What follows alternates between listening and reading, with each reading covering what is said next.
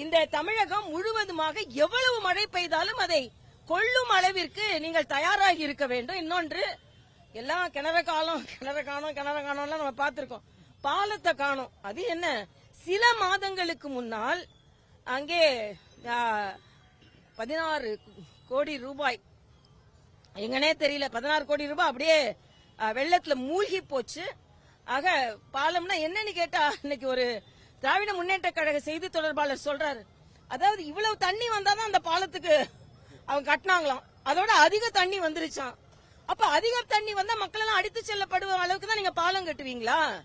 எல்லோரும் களத்தில் இறங்கி மக்களுக்காக இருக்க வேண்டும். வீட்டுல உட்கார்ந்துட்டு நிவாரணம் கொடுக்கறதும் தப்பு, வீடுகளை பார்க்காமல் இருப்பதும் தப்பு.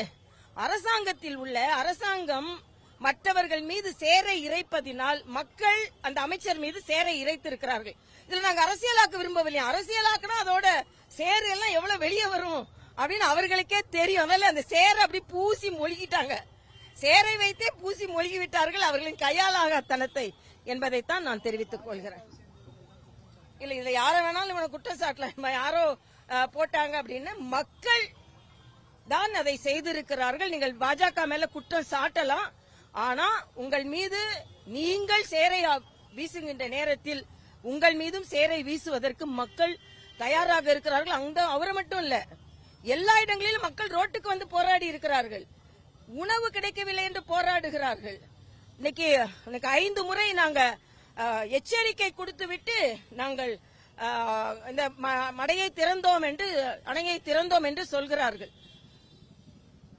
கொஞ்சம் 30ஆம் தேதியே 17-19 அடி தான் அதோட கொள்ளளவு, 17 அடியே அது தாண்டிருச்சு.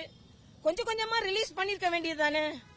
ஆக மக்களை பற்றி கொஞ்சம் கூட சிந்திக்காமல் நடு இரவு எச்சரிக்கை வந்தது என்றால் மக்கள் என்ன செய்வார்கள்? சரி, 5 முறை நாங்க எச்சரிக்கை கொடுத்தோம், ஆனா மக்களை பாதுகாப்பதற்கு என்ன நடவடிக்கை எடுத்தீர்கள்?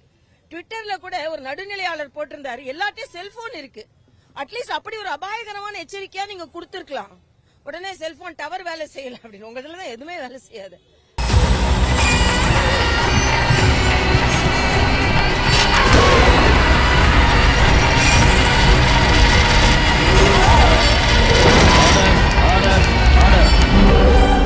குற்றங்களின் மறுபரிமாணம் நிகழ்தகவு நமது நியூஸ் தமிழ் தொலைக்காட்சியில் விரைவில்.